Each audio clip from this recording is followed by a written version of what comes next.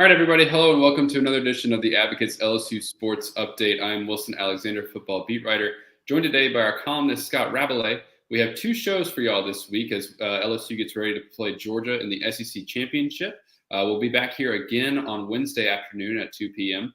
To really dive into the nitty-gritty sort of football of the game. But Rab's going to join me here today to think back over what we saw at Texas A&M. Maybe not something a lot of people want to relive, but certainly something we have to go over, and then kind of start to talk about the matchup.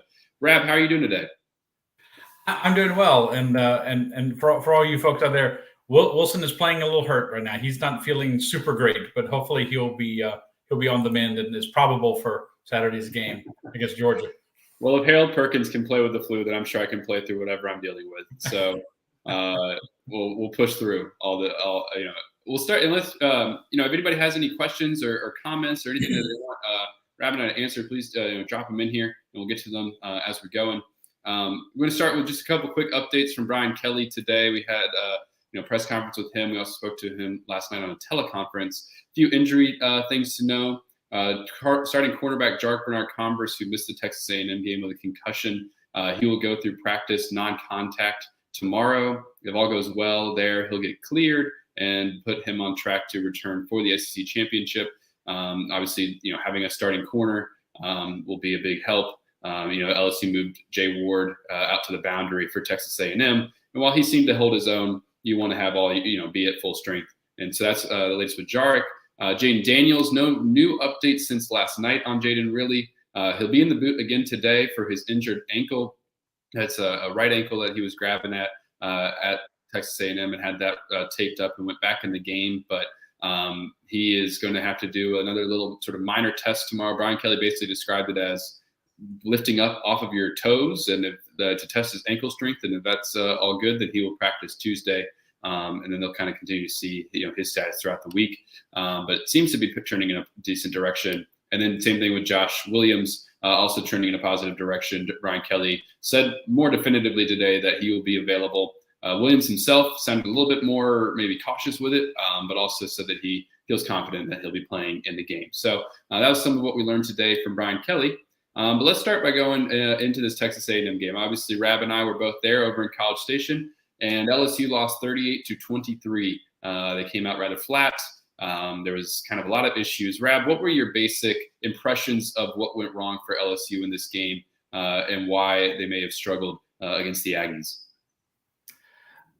Basically, as so often in football, it comes down to they didn't control the line of scrimmage. They didn't get enough pressure on the Texas A&M quarterback, Wegman, and allowed Texas A&M to open a lot of holes for A-Chain, Devin A-Chain, their running back, and he's tremendous if he's healthy enough, and he was. And then on offense, they just didn't do enough. They didn't put Jaden Daniels on his backside as many times as say Arkansas did, but it was a issue of just not finding enough running holes and not giving him enough time to throw, and he had to take off and run probably more than he wanted to. And I thought he was pretty brave. He got injured twice in the game and kept coming back. So, and it just look, this is an up and down LSU team as we've seen throughout the course of the season. And the 3 losses, you can all say, but they didn't play very well. And at least 2 of them, you think they could have won if they had played better, Florida State and Texas A&M. And then they once pulled out some close ones. They ended up going 3-1 on the road in SEC play, which is not bad. I think you look at the whole season, as I'm sure we'll discuss, it's very good overall. But Saturday is just one of those games that this team can have, and it was just kind of a clunker, and they didn't play well. And it's not surprising when this happens. I think it's the surprising part is how well they've done over the course of the year. But those were the basic things. I thought just the little mistakes. Drop passes again were issues. A couple of little special teams issues again. Just all added up. And of course, the turnover, the scoop and score when Jaden fumbled, and you lost the turnover battle. 1-0. World Cup reference there. So that all adds up to getting beat on the road in the SEC, even against a team that struggled all year like A&M.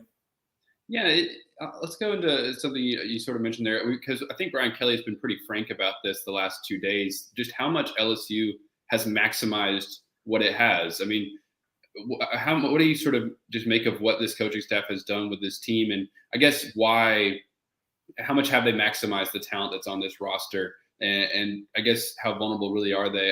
I think maybe we've all sort of, I don't know, necessarily forgotten about the fact that this is a roster that is talented at the top, but doesn't have a lot of depth, and isn't built up over years and years of top recruiting classes like Georgia, which we'll get into later. How much has this staff sort of maximized what they have? I think very much so. I mean, Kelly was talking today about how the running back depth is not what they want. Having lost Armani Goodwin, and is Josh Williams going to play? He sounded optimistic when we talked to him this afternoon on the SEC teleconference, but didn't say definitively that he would play against Georgia. You're playing the two freshmen at offensive tackle. That's an issue. Having to piece together a secondary, try to develop chemistry in the passing game between the new quarterback and receivers he hadn't been with last year. It's all that, and they've done a remarkably good job to get this team to this point. And I think it's attention to detail, it's consistency of message. One of Brian's most interesting quotes today, when he said, "We don't give the players curveballs. They come every day when they come to the football facility, they know what they're going to get." And he's provided that structure and that attention to detail that I think has really benefited LSU this year. And it's a reason that they're where they are. He's a very good coach, not a miracle worker. People are going to say, well, Lincoln Riley has got USC probably going to the playoff this year, and LSU is not going to make it. Well, yeah, it's tough. I think LSU was coming from farther back in the horse race than the Trojans were. So they've had a lot of work to do. They have a lot of work to do. The transfer portal opens up again next week, and as you wrote the other day, it's going to be a free-for-all, and LSU needs to win some of those battles for next year because they still have some holes to fill on this roster that they didn't have time to fill this year. So, but overall, you have to be encouraged by the trajectory of the program. A loss like Saturday's game against Texas A&M aside. Yeah, in that loss, LSU struggled so much in the run defense, like you mentioned, just was not able to control the line of scrimmage.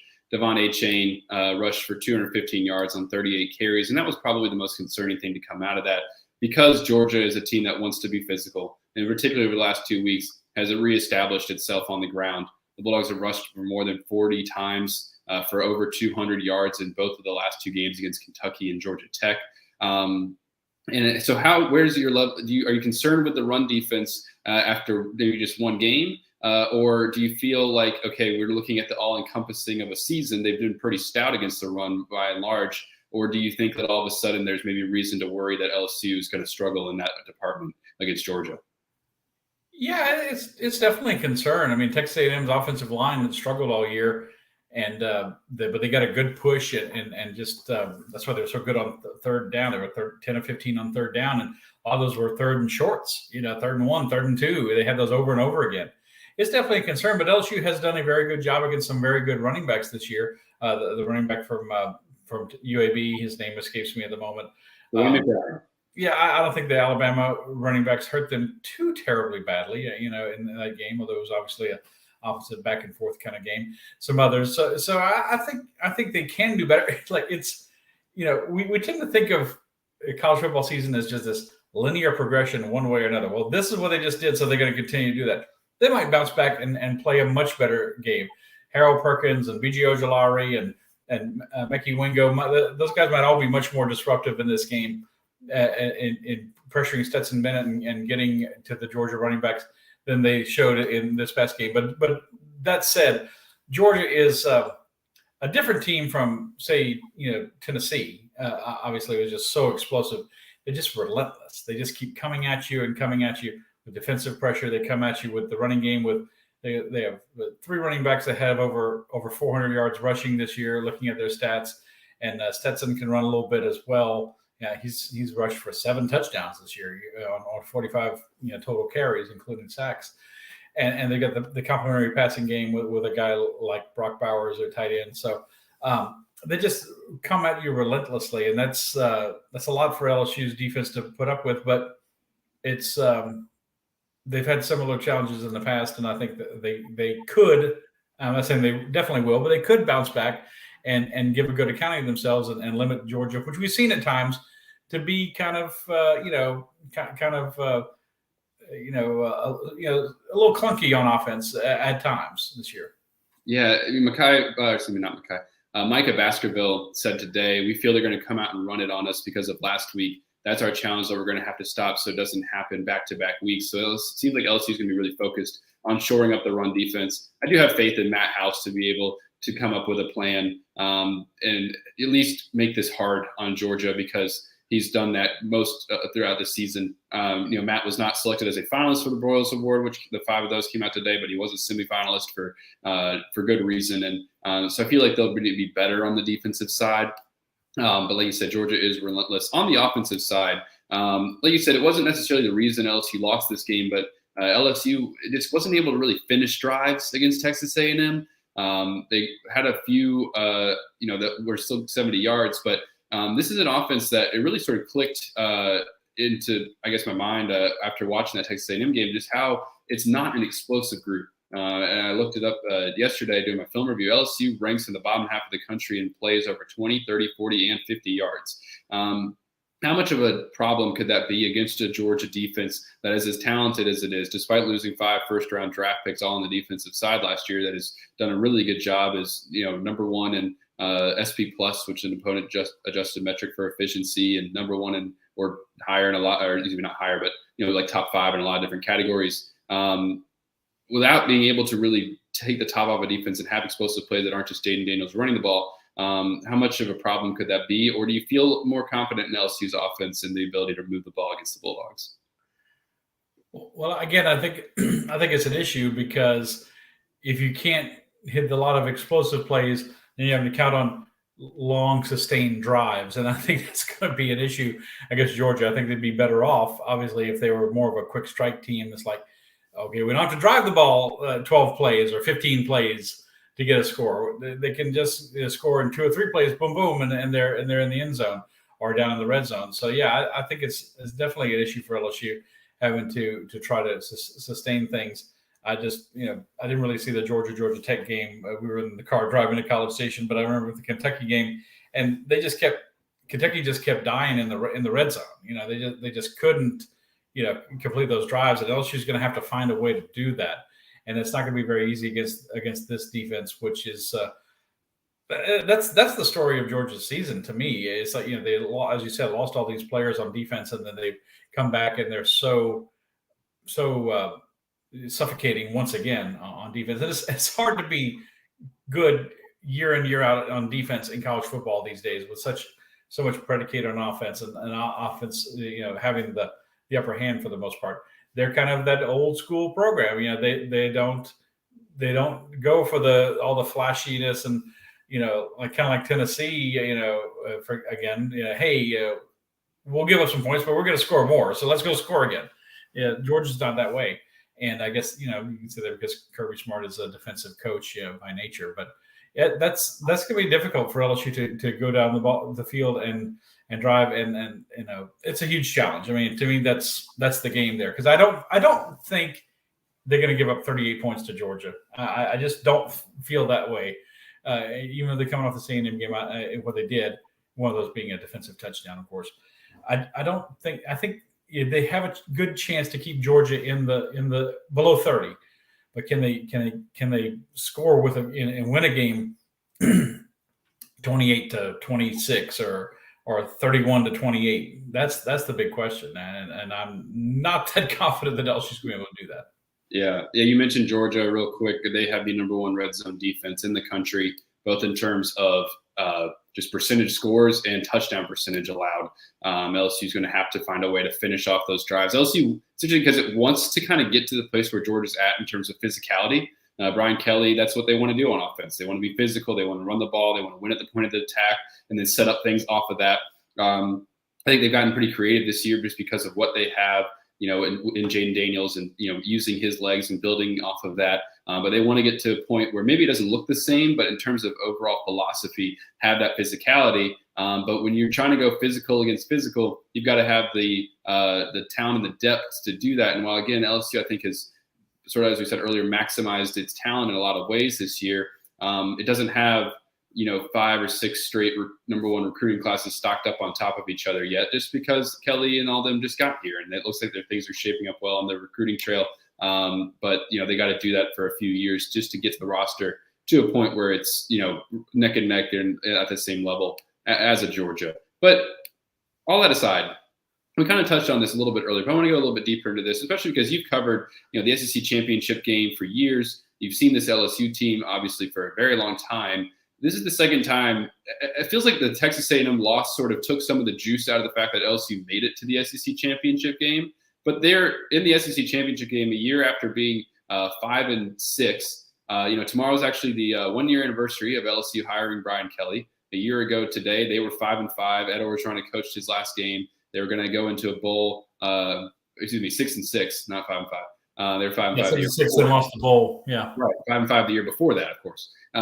So just two mediocre years. The fact that they've done this in year one, what's the significance of that for this program in your mind?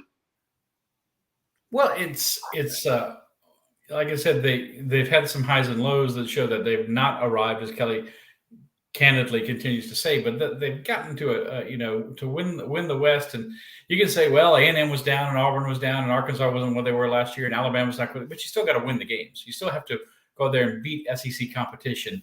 And they won 6 out of 8, and then that's pretty impressive. They don't always win the league, and in years going forward, what they did wouldn't get them in the championship game, and we can touch on that if you want later, Wilson. But it's tremendously impressive that they got either picked 5th in the SEC West before the season. No one gave them a chance. Not one first place vote at SEC Media Days from all of us who were covering Media Days in Atlanta. Not one, and rightly so. I mean, I don't think anyone expected that, I asked kind of Brian Kelly about that. He didn't exactly answer the question the way I asked it, but I said, what would you have thought of this team looking on the outside and their chances to be in this situation in a championship game? And he didn't exactly answer, but he did say they've fought and they've bought into what he's asked them to do. Like I said, he's given them a consistent message and structure.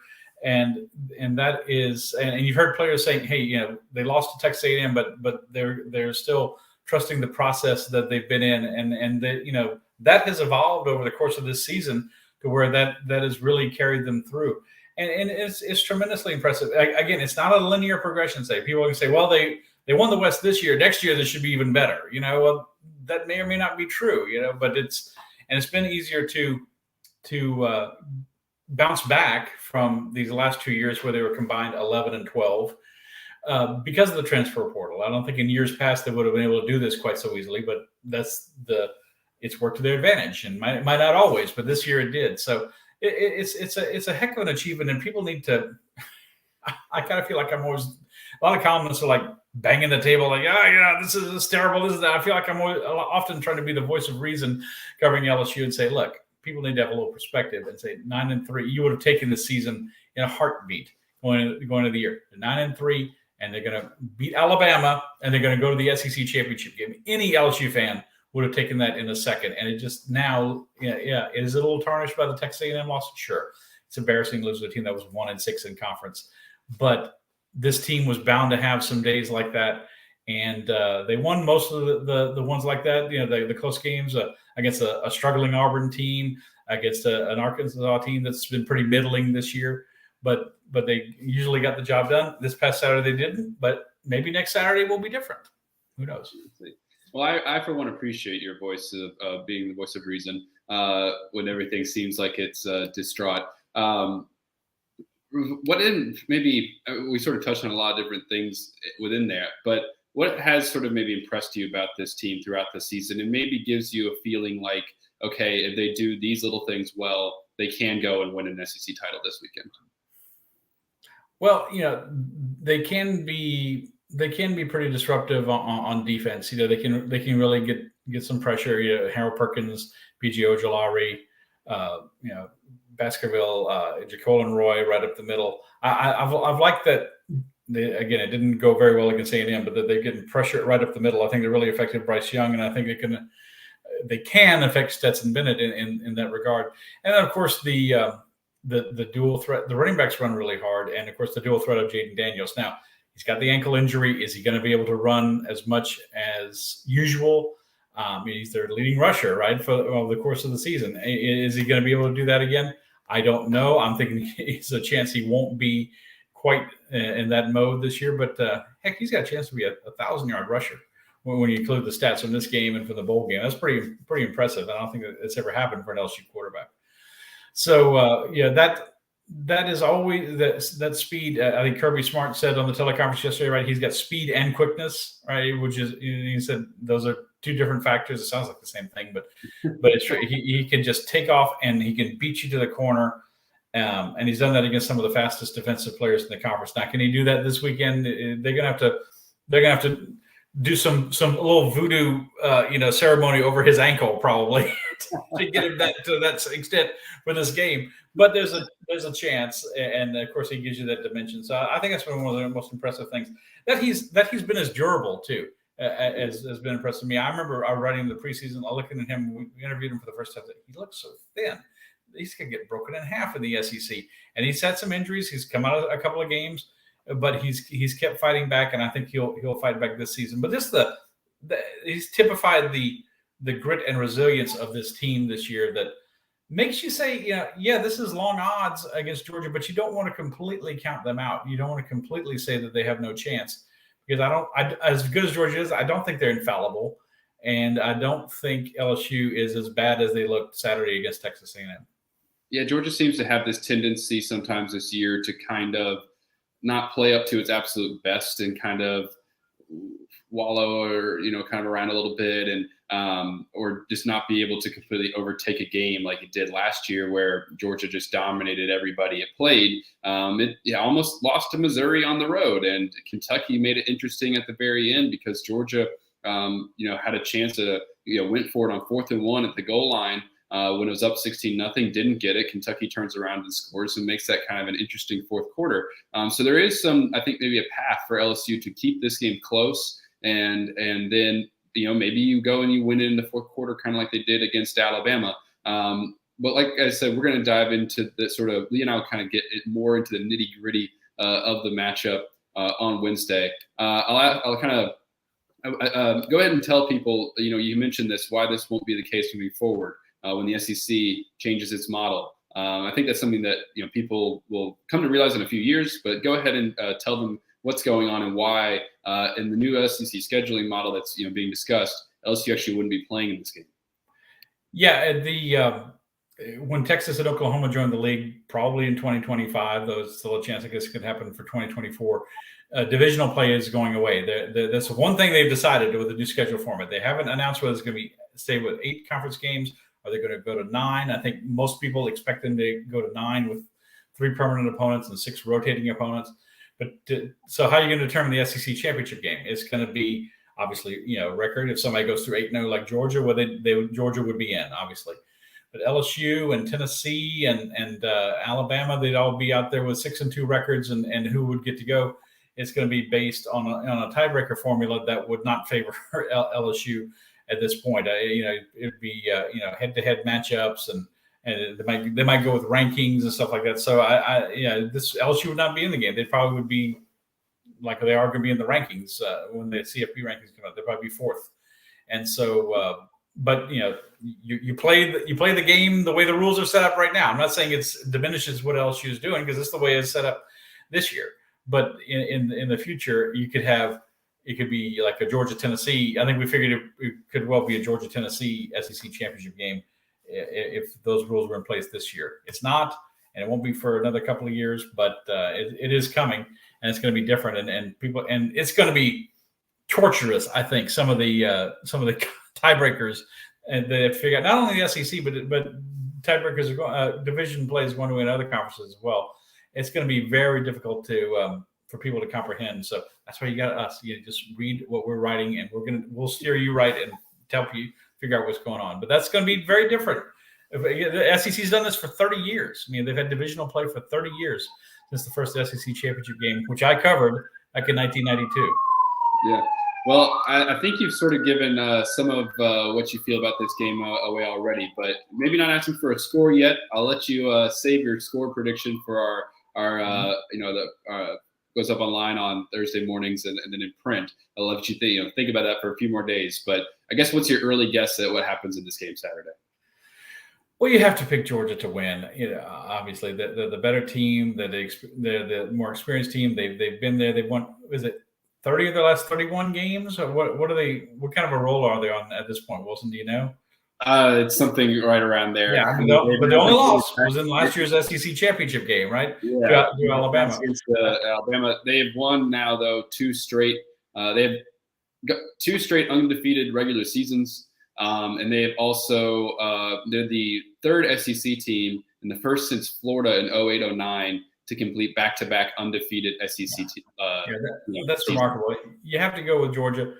It is college football, though. It is highly unpredictable, and just what happened last week doesn't mean what's going to happen this week will follow suit. I think LSU, as we like to say, has a puncher's chance in this game, and Georgia's going to have to walk into one, really walk into one for LSU to win. But I go back a long way with the SEC championship game, and this feels very much like the 2001 championship game between LSU and Tennessee. The Vols came in number 2, and LSU won 31-20, and they knocked LSU starting quarterback Rohan Davey out of the game. He went to the hospital, with a spleen injury, I believe. So anything can happen once you get in the game, but you have to favor Georgia. And I think a lot of people are going to be looking like, well, are they going to lose? Are they going to cover or not? I think that's what a lot of people will be thinking in this game. Yeah. Well, I'm going to save my thoughts on the game for our show on Wednesday. Scott, thank you so much for joining me here. Everybody, thank you for watching. We're going to have coverage of the SEC, of the SEC championship live from Atlanta on Saturday. We're going to get y'all taken care of all week over on theadvocate.com and NOLA.com. Lots of stories in the works that'll be going up over the next 5 days or so as we take you up to kickoff at 3 p.m. Central Time from Mercedes-Benz Stadium in Atlanta, LSU and Georgia for the SEC title. Join us, like I said, again here on Wednesday afternoon. Subscribe to our newsletter, which Rab produces a good bit, and like and subscribe at theadvocate.com and NOLA.com. Thanks for watching, everybody. We'll see you again on Wednesday. Have a great rest of your day.